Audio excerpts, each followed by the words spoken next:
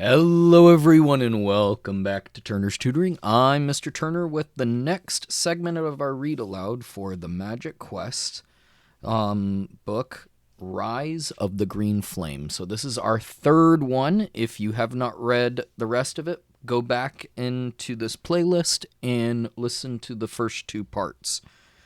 Let's go ahead and get into it. We're on chapter 11. Remember, using the bookmark. So follow the bookmark as I read. Chapter 11, Gold Aponche. Principal Worry's office smelled like an old library. It looked like one too. Shelves stretched to the ceiling, packed with ancient books. Some of the books hummed tunes. Glass bottles filled with potions burped clouds of different colored smoke. Baba turned to Kwame. Don't worry. Principal Worry will know your magic type and why you're having trouble with your calabash. Kwame wasn't so sure. Baba handed Kwame's calabash to the principal, then whooshed away. Principal Worry wasn't very tall. His afro was wild and gray, and on top of his head rested a small brown monkey. Kwame, I've been expecting you, he said. Come, take a look at this. The principal brought down a bottle that held a plant.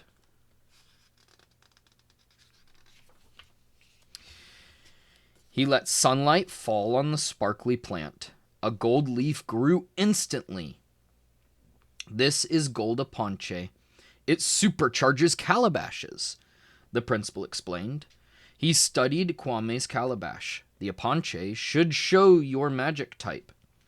Kwame stiffened. I hope it works. We will see, replied the principal. Principal Worry placed the plant inside the bowl of Kwame's calabash. Then he picked up a drum and played a beat. Thump, thump, boom, boom. Chirimy, he sang. Kwame held his breath. Soon the principal stopped, confused. That's strange. I can sense different magic types. But if you were a sun wielder, then your calabash would have created a flame as I was drumming. Principal Worry picked up his own sun wielder calabash and muttered a spell. Sor Oja Mwaframa. A blue flame erupted from his calabash. Principal Worry scooped it into his hand. It didn't burn him. Then he dropped the flame into Kwame's calabash. Pop, pop, pop. There was a popping noise as it fizzled out. Very curious, the principal said, scratching his beard. A blue flame shouldn't have gone out if your magic type was Earthbreaker. I'll need to research. Suddenly, there was a loud crash outside the office.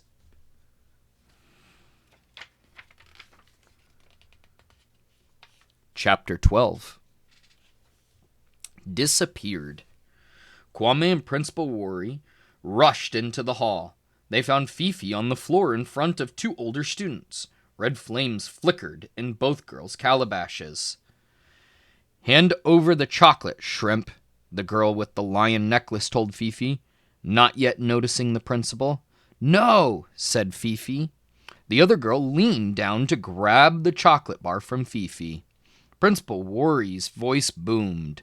That's quite enough. Sinso and Mawuli. The two older students scattered. You will be working in the Welling Gardens after class, the principal shouted after them. Kwame went to help Fifi up, but Fifi pushed his hand away, dropping the chocolate bar. I can look after myself, he said. Principal Worry picked up the chocolate. Here you go, Fifi.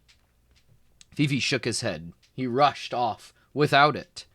Principal Worry turned to Kwame. You should go check on your friend. I can't help you with your calabash just yet, but I'll do some reading tonight. We'll figure out your magic type. He gave Kwame his calabash and the chocolate bar too. Thank you, Principal Worry, Kwame said. Kwame dragged his feet as he headed to the dorm. He couldn't do magic. His friend kept getting picked on, and Principal Worry had no idea why his calabash wasn't working. Chapter 13. Friends and Chocolate. Kwame found Fifi in their dorm room. "I'm sorry I snapped at you earlier," Fifi said. "I just hate being bullied. Every time my dad and I moved, I had to go to a new school. I was always teased for being smaller than everyone else. I thought things would be different here." Kwame hugged his friend. "I'm sorry those girls were mean to you, and that they stole your chocolate. Here it is." Fifi sniffled. "I bought it for you. I know your calabash hasn't accepted your gift yet, so I wanted to cheer you up." Kwame gave him a warm smile and halved the chocolate bar for them to share. As they finished their snack, they played another game of Owari. Then they went to dinner. Kwame and Fifi found seats next to Essie and Della in the dining hall. They had fun guessing what food was in everyone's flying ladles, but Kwame noticed Fifi was quiet.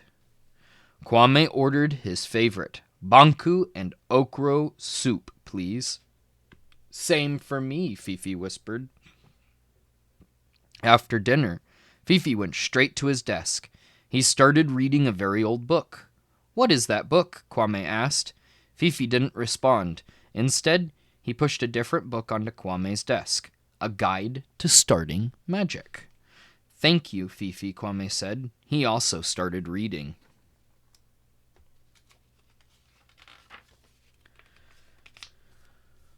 When it was bedtime, Fifi pulled out a sunspot to continue reading, but Kwame quickly fell asleep. Kwame strangely found himself outside the school doors. The ground was rumbling. Bits of the school and shrine were falling down. Dark clouds filled the sky. Lightning flashed, thunder boomed, and rain poured from the sky. People panicked, pointing at the Niconia tree and yelling, "The Omni Calabash is gone!" Kwame woke up panting. That nightmare was so real. It took him a long time to fall back to sleep. Chapter 14. Glow.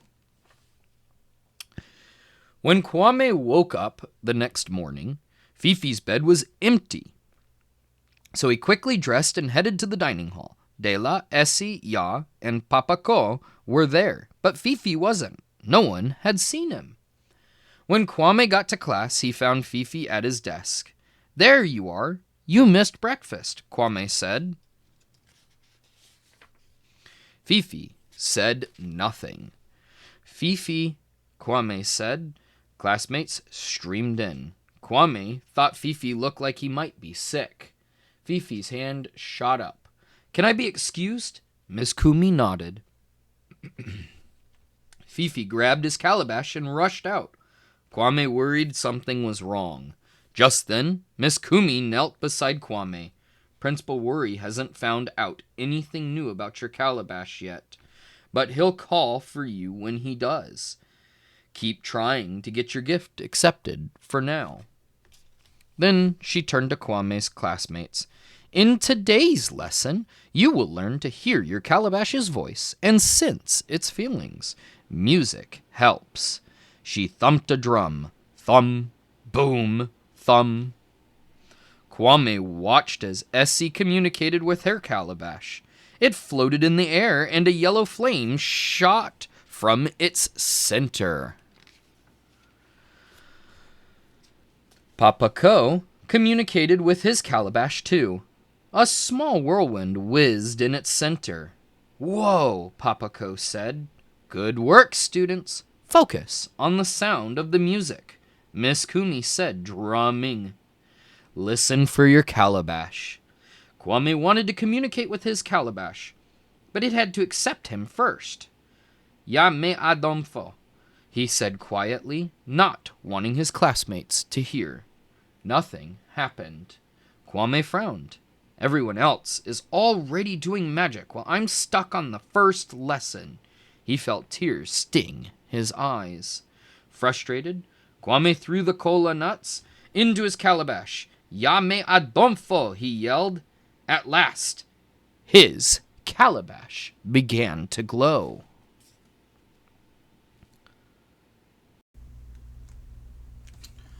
Chapter 15, Bony Calabash. Kwame's calabash was glowing bright gold. It had accepted his gift of cola nuts. He was finally ready to do magic. "Woohoo!" Kwame cheered. Miss Kumi ran over. "Well done, Kwame. Now try to communicate. Listen for your calabash's voice." She picked up the drum. Thump, thump, boom. Kwame closed his eyes and focused on the music. The drum grew quieter, and a soft voice called his name. "Kwame." "Hello?" Kwame responded in his mind. Crash! A loud noise snapped him back. Everyone raced out into the hallway. Fifi was lying there, his calabash spinning next to him. His clothes were singed, and part of his robe still had magic flames on it. Sinyo and Mawali, the mean older students, were there, with red flames in their calabashes. "Grilled shrimp," Sinyo said, laughing. Fifi stood, facing the two girls with his fists balled up. "Leave me alone, or else." A flame roared from Sinyo's calabash. "Or else what?" She laughed again. "Let me through," Miss Kumi said, pushing through the crowd of students. "Stop this. That is enough." Fifi opened his backpack, mumbling, "I warned them." He pulled out a calabash, but it was not his own. It was dark green. The bony calabash? Kwame gasped. He could feel the evil seeping from it.